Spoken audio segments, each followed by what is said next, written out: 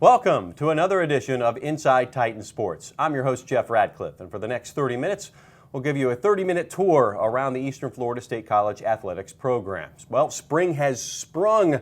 It is the spring season for many sports along the Titans program, and we will have the manager for athletic communications, Mark Dakotas, in our third segment to give us an update on everything on the spring sports front, plus the big soccer games that are coming up on March 18th at the Titan Soccer Complex. But it's going to be a very basketball-heavy show.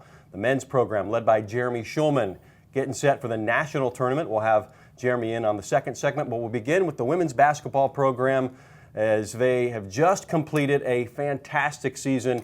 And we got Jim Grimes, the head coach. Hopefully not the final time, because we like talking to you even in the offseason. And Trudy Walker, who just made the all-tournament team and also one of the athletes of the week. Welcome to the show for the first time. We get to talk to you finally, the big rebounder on the Titans team for the first time. Welcome, guys. Thank you. What's the thought now? It's like you're going strong. You make the first round exit against a team you knew coming in. We talked a couple of weeks ago. It's a very, very tough draw in Chipola, and they did a number, but you guys gave it your best really all throughout. Yeah, really no regrets. We've talked about that a lot this season with our team. You know, we focus on our process, and we trust our process. We don't always get the result we want, but we accept the results we get because we really work hard. We prepared well. You know, Chipola was the better team that night, and, you know, we're looking forward to getting ready to start work next week for next season. All right, back-to-back conference champs, so that's what you have to focus on. Trudy, you make the all-tournament team, 12 points, 7 rebounds in that quarterfinal. What was it like playing in that environment, first of all, against a team that you know very, very well and a very, very good team? You come up short, but it doesn't take anything away from your season, does it? Overall, it was great. It was a great experience. It actually was a blessing. And Coach, you know, he believed in me a lot. You know, it started off a little rocky, but once I learned my role as a freshman, it came out. I had great results. Trudy making second team all-conference as a freshman. We've talked about Mark Moses on during the broadcast about she's a rebounding machine, nearly averaged a double-double here as a freshman. Talk about her contributions, and you got to be excited moving forward to have her back. Well, Trudy has been as advertised. You know, when I recruited her last season as a senior at Westwood, you know, it was a very exciting time, and, you know, there was a lot of schools vying for her to come. And when she committed to us, I was very excited about her potential, and she did not disappoint me this year. She's one of our hardest workers. She's a great leader. She leads by example. She's quiet, but she leads by example. And she is just gets the rebounds. We challenged her in the locker room for every game to get double-digit rebounds, and for the most part, like you said, she almost averaged a double-double. Her scoring picked up a lot as the season went on, and she's growing into that role. And she's growing into her leadership role. I've already talked to her since the tournament that she's definitely going to be one of our captains going into this offseason. Already starting to lay the groundwork for her to expand her role on the team, both on and off the court. So her potential is limitless right now, so I'm very excited to have her back for next season. Trudy, you had so many options, I guess, coming out of high school. Why come to Eastern Florida to continue your basketball career? When I first met Coach, I met him through an AAU coach. Mm-hmm. And when he first told me about his program, I was very excited. First because Nene Johnson, I played against her in high school. She was at Martin County, I was at Westwood. And I read some reports on her, and she was doing very well here. And I was like, it has to be a great school. Nene's here, and she still is here. And then I met Coach and his wife and his family, and also met other players on the team, and they told me how great the year was going for them and what they have to look forward to. Now Nene Johnson, she's going to Liberty. She has committed to Liberty. So Coach is a great guy, and when he was recruiting me, he's always been honest since day one. And I told him I wouldn't let him down. So awesome. And let's piggyback off of that. I mean, Nene Johnson, that's the tough part, is saying goodbye to these players after the second year. She's one of many sophomores that you have to say goodbye to, but what a team leader. And it's going to be great to see her at the next level, too. Yeah, I'm very excited for the opportunity that Nene has at Liberty. I think she's going to do very well there. It's a very, very good program and on the rise, and I think they're expecting big things from her. We've worked very hard to try to prepare her for that, and I think she's going to do very well at Liberty. She's definitely going to be missed here, and she'll be, you know, nearly impossible to replace right away, you know. But that's our job, and we'll try to move forward. Talk about the relationship with some of those teammates. What are some of the other seniors that you're going to be saying goodbye to? Some of the sophomores that are moving on. Is that tough? If you have some really nice relationships that you've already formed, and then that they got to go, it's such a kind of quick process at the junior college level. I would say the most since they're in my house or our apartment, Crystal and Emma. Yeah. Crystal, I love her cooking. Emma, she gives great advice. Okay. So yeah, they I have a great relationship with actually all of them. Paola, the jokester of the team, the prankster. Okay. So I would definitely miss that. Nini's very quiet, but she's fun to be around also. Yeah, she's got a wry side about her. She is quiet, but she does have a little sense of humor, like when she would nod to the camera a little bit during the televised game. She's aware of things. Very special group you have to say goodbye to, but you've got some great players coming back. Kenya jumps off the charts as well as Trudy coming back. A great core coming back next year. Yeah, we're really excited about next year. You know, we're again taking this week off, but we're going to turn the page, and you know, those sophomores will still be here for the off season. You know, we're trying to build a family atmosphere here for sure at Eastern Florida. Those sophomores will be in the gym working hard along with our freshmen next week, getting ready for the next level, but also helping our freshmen prepare for their role as sophomores next season. So, you know, the people that we have coming back, you know, they'll be a year older, a year wiser, a year stronger, and so we're very excited about those returnees, and our recruiting is going well so far. So we feel good about next year. What are your plans for the off season besides watching SpongeBob? We know you're a big fan there. When do you mentally start thinking about the next season? I've already actually, when Coach talked to me at the tournament and told him it's time to get it, I've already started training. Actually, my first workout was last night, so Wow. the season begins after it ends. So you know, Got them ready to go, huh? Yeah, these are the kind of kids that you build a program Yeah. on. You know, these sophomores are so special, and I've talked to them about, you know, building a foundation here, really building a long-term successful program, and you can't do that without hard-working kids and kids with character. And you know, the young lady sitting to my left is exactly the kind of kid we've got to bring in here. We've got to bring, you know, maybe 10 more like her, and that's the challenge, you know. But she's going to be, whatever we do next year and whatever we do moving forward, you know, Trudy Walker's going to be a big part of it. The bar has been raised. 20 wins this season, a second straight Southern Conference championship. Congratulations to both of you. Jim Grimes, we'll look forward to talking to you down the line. And Trudy, next year, of course. Congratulations. thank you. Well, we've only just begun on Inside Titans Sports. When we come back, we'll turn our attention to the men's basketball program. Jeremy Schulman in as their season continues into the national tournament. That's next on Inside Titans Sports. Eastern Florida State College. This is where you discover new opportunities, where you pursue your dreams, and careers take flight. Apply now for new bachelor and associate degree programs in business, healthcare, computer technology, and other growing fields. Eastern Florida, where Titans rise. Apply today. Welcome back to Inside Titans Sports. I'm Jeff Radcliffe, and we turn our attention to the men's basketball program. Now on 27-4, the four-time defending Southern Conference champs, and now back-to-back years in the national tournament. Congratulations. Jeremy Schulman joining me now. Appreciate it. Yeah, it's been a busy week for you guys. Yeah. Let's just, before we get into the fun stuff and the positive stuff, look, you expected to be playing a little later than last week than you did. You first round exit against a team you knew well in Tallahassee. Some things you can take from that, but certainly not the best performance of the year. It was a tough game. It was a tough loss to handle.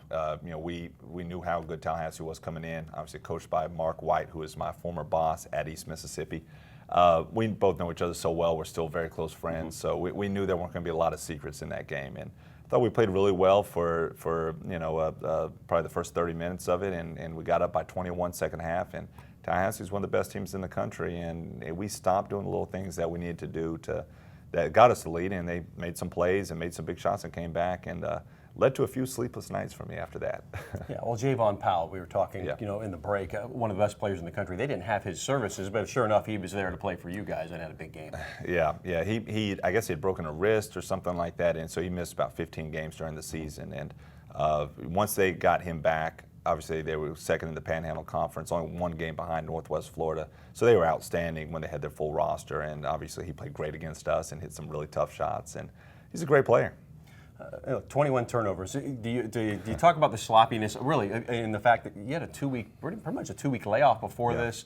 Rust is going to kind of accrue sometimes when you're not playing competitive games. It will, and you hit it on the head. The 21 turnovers were just crucial. You can't win games turning the ball over 21 times, and made too many mistakes. We shot ourselves in the foot, so to speak. And I think the break, it did have something to do with that. I don't know if it had everything to do with it, but it's tough when we tried to navigate the break the best we could, but when you've got 2 weeks off from playing a meaningful game, sure.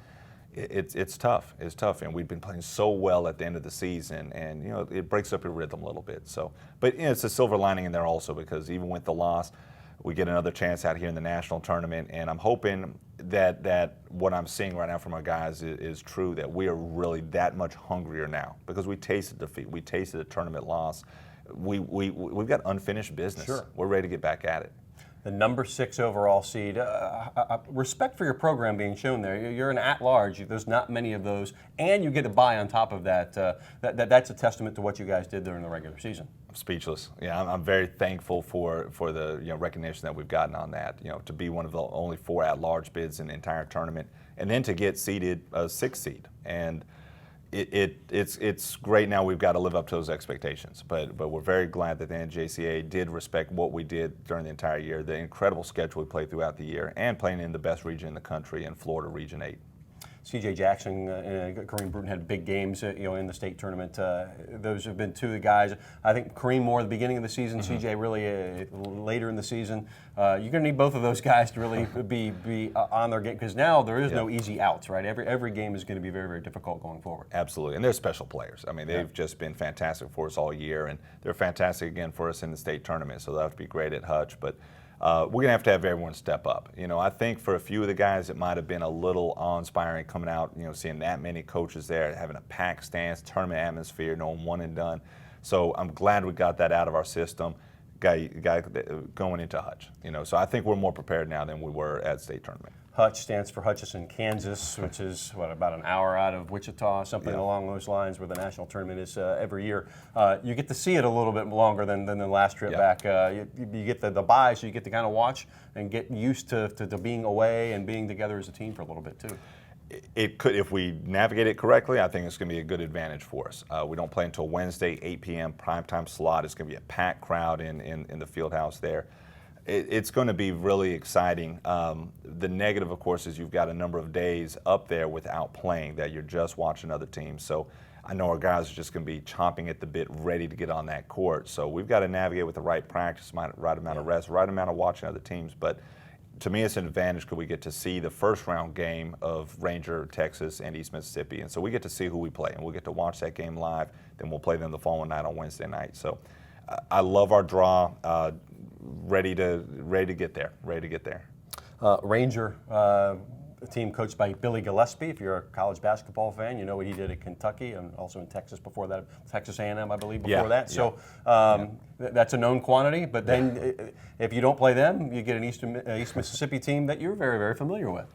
It's unbelievable, the two potential matchups we've got. East Mississippi was my former college that I coached at before coming here to Eastern Florida. So obviously I know East Mississippi very well. So the opportunity to potentially play them in the next round is something I think the committee might have even looked into to create a great matchup. And then, of course, Ranger is Ranger is one of the best in the country. Ranger, actually, most people don't know this, Ranger is actually 32-0 this year going into their region finals game. They lost 4 games due to forfeit at the beginning of the year, but they actually won the games on the court. Like I said, played an ineligible player. So technically, they did not taste an actual defeat until the last game of the region tournament. So they're very underseeded at 11. In reality, they're probably one of the top 5 or 6 teams in the country. So it's going to be a heck of a matchup, whoever we play, 2 outstanding teams. At this point, without, obviously you've seen tape, but then seeing in person is going to maybe change your mind a little bit. Is there one that is a better matchup? Because we know it's all about matchups, especially in one-offs in the postseason. One that plays to your strengths more? Or? I think they're both outstanding teams. They both bring different things to the table. Ranger is probably the best defensive team in the country. They're tough. They're hard-nosed. It's a Billy Gillespie team. There's a reason he had success at Texas A&M and at Kentucky. They're tough, they're hard-nosed, and they really guard it. They really shoot the ball well. East Mississippi's very athletic, has great guard play. they both are very outstanding teams. They're just very, very different. It's going to be an interesting first-round matchup between those two. I think, and it goes in the Division I ranks too. Each region of the country tends to have its specialties or certain playing styles. Northwest Florida gets in. Is there a style to the Florida teams that it gets talked about by the teams that you'll be playing? Is there something that they know they're going to have to get ready for? You know, that's an interesting question. I don't know if there's technically a style, but there's just an overall talent level in Florida. Like everyone knows that Florida and honestly Texas, where Ranger comes from, are generally the two strongest regions in junior college basketball. So, not sure if there's an actual style because there's so many different teams in Florida. But when you go up against the Northwest Florida, Eastern Florida, or any of the other countless fantastic teams in our region, you know you're going against one of the better teams in the country. So. Same thing with Texas. So when we have to face Ranger, we know we're going against one of the better teams in the country. How are the guys right now? I mean, really amped up to go to. You would think going to Kansas. That's not. But this is really an exciting trip for them. Oh, it's special. The mentality is twofold right now, which is good. The first way is they're so excited to get out there. I mean, it's Hutch. I mean, it's the experience out there. It's hard to even describe to the viewers of this show right now just how amazing the atmosphere is. It's like Hoosiers back in the day. It's this old field house that's just gigantic, and the whole town just shuts down for this tournament. I mean, it's packed crowds for most of the games, especially the primetime games. The whole town just is just in love with this tournament that they've hosted for many, many, many, many years. So our guys are so excited to experience this. I mean, it's like the NCAA Final Four, honestly, for us. Excellent. The second part of that is our guys are I thought last time, before the state tournament, our guys just wanted to get to state. They just wanted to play the games. This year, we're hungry. I mean, this week we're hungrier now. Sure. Like we're ready to practice. We're ready to grind. We're ready to get after it because we know we've got unfinished business left, and we've tasted some humility in state tournaments. So we're very, very motivated right now. Well, if you want to get a taste of Hutchinson, you can watch on the NJCAA website at 8 o'clock. Start out that way. Jeremy Schulman, good luck Wednesday night. It's going to be a tough contest, but we know you can. The guys are going to be really hungry and motivated to advance very, very deep in this tournament. We look forward to watching you. Absolutely. Appreciate it. Congratulations on the season so far.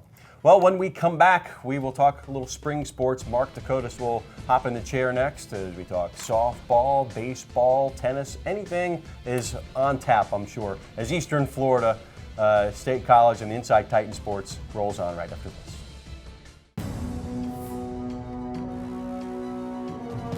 This is where we're building the future. This is where we meet the challenge, where leaders emerge and careers take flight. This is where you discover new opportunities. Choose to stand where excellence lives, where titans rise. Eastern Florida State College. Welcome back to Inside Titan Sports, and for our final segment, a special treat is we have the manager for athletic communications, Mark Dakotas, who's going to give us a rundown on everything going on here in the spring season, which is really off and running, really for all the sports. I guess let's just talk a little bit about baseball. We had a televised game a few weeks back against Indian River. AJ Puigserver, the freshman, gets Athlete of the Week honors. He had 4 RBIs in that game, and Jeff Tam's crew. They've had some struggles, I think, on the road, but really shaping into a good team. Yeah, they're AJ had a good game. Two-run doubles made the difference against Indian River County. Then they went down to Indian River, won a suspended game that had been suspended by rain, won the regular game. Then they stumbled at Miami. They lost 2, and then we lost a tough one last night to make them. And, well, we get another chance. Tuesday night game at Palm Beach. Wednesday night game against Palm Beach at home. I mean, this show airs Thursday, Sure. But those are 2 crucial conference games. And then Friday, though, the game against Broward is huge. Right. That's televised on WEFS. Yeah, it's getting into the conference season now. They play 27 conference games, if I remember correctly. So there's a lot of baseball yet to be played, and I think Jeff's team is still finding out about itself. A lot of young kids, some sophomores, but junior college, as in previous segments, you've talked to Coach Grimes and Jeremy about the level of junior college basketball in Florida. There's very, very, very few sports that will be surpassed that will measure up to baseball. And junior college baseball in Florida is top level. And it's tough, and they're playing 51 games. Night in and night out, you have to bring it. So, and as you know, and I know, both being big baseball fans and following baseball very closely, that's the game. You're going to win, you're going to lose. So it's just finding that equilibrium. Getting it put together at the right time as well. Let's turn our attention to softball, though. They are quite a roll, a 5-game win streak as we tape here. And Alexa Snyder, the right-handed pitcher, has been a big reason why. She's the athlete of the week as well. Yeah, five wins in 6 games, a 5-game winning streak. And you'll be watching this show Thursday night, and they'll be hosting Palm Beach State in their second conference doubleheader. They're 2-0, having swept Miami in Miami last weekend, which is an accomplishment. So we'll see what happens with Palm Beach and then go forward. And you talk about playing a lot of games. They play 60 games. So once again, there's a lot of softball yet to be played. And once again, last year's national champion, Chipola out of Florida. So once again, as with junior college baseball in Florida, junior college softball in Florida is equally as challenging. So they too are finding their level. The tennis program starting to find its legs a little bit. Back-to-back wins against Bloomsburg and Southern Indiana, and then a game against Slippery Rock, a Division II program coming up later on. Yeah, it's been an interesting balance to watch Jerry's team because, and here we go again, junior college tennis in Florida, ASA Miami, 2-time defending national champion. So they're playing their conference schedule, and it's been tough. But they're going out of conference and playing NCAA Division II teams and beating them. And then Slippery Rock comes in Division I. So they have a good team, and there's nothing to be taken away from their performing in conference where it's very hard. But Jerry could win 11 matches this year, which would be 3 times what we've won in the previous 2 years. So they're doing well. And Jamie Howell in golf, they've had 2 second-place finishes so far as they ramp up slowly but surely to hopefully another national tournament appearance. So it's a good spring so far. So we'll skip past the scratch on that 45 LP. Well, that wouldn't be the 45, that'd be the 33, wouldn't it, from our old days? If you remember record albums, the vinyl. Let's talk a little bit about soccer. March 19th, a very big date here on campus, as we've got OCB and the Pride coming in to take on the Titans. I think the people in the athletics department, the fact that Alex Morgan, the biggest name in the United States women's soccer, is coming to Melbourne. We hope, I'm sure the Pride will bring her to Melbourne to play against our women's team. So it'll be Alex Morgan, hometown player Ashlyn Harris, hometown player Tony Presley, and the rest of their world-class roster. Yeah, they've got 3 or 4 national teamers from places like Australia and Canada as well. And we're just busting our buttons over that. And once again, then the men under Oliver Twelvetrees, he's made a habit now, played Sporting Kansas City of MLS 2 years ago, played Toronto FC last year. Now they've already played Orlando City. Now they're going to play Orlando City B. There's not another junior college men's soccer team in the country that plays against that caliber of competition in the spring. And I know Oliver. I saw Oliver this morning. He's tired. He's been working. He's been working hard. There's a lot to ramp up to. That's a huge day. The best thing is it's free. You have to register for tickets, and you can do that through our website, efsctitans.com. Go to the men's soccer or the women's soccer pages, and you'll see the story. Register for your tickets and come out. We expect a huge crowd that day, and it should be a heck of a lot of fun. And if you haven't been to the Titan Soccer Complex the last couple of weeks, which you probably haven't, it's going to look a little different now. Yeah, we're up to the 3,500 seats that we have to have as a minimum for the USL for Orlando City B. And we go back to when the men played Orlando City, the place was packed. The hooligans marched over from Long Doggers, and as Oliver said on the show last week, his players are on the field, and all of a sudden, here comes this gang beating drums, waving flags, and it was cold that day. And there's guys without shirts, and they're standing up. It was just a magical atmosphere. And we're hoping for the same thing again on the 19th. So in the spring, a little bit more purple than just the blue and green of Eastern Florida, but we're Right. okay with that. OCB will open up against Wilmington, I believe, on the 26th of right. March, and that's another banner day for this athletic program to Oh, host sure. a professional team making its debut. And it's going to be, those games will be streamed on YouTube around the world. So here's Eastern Florida State College.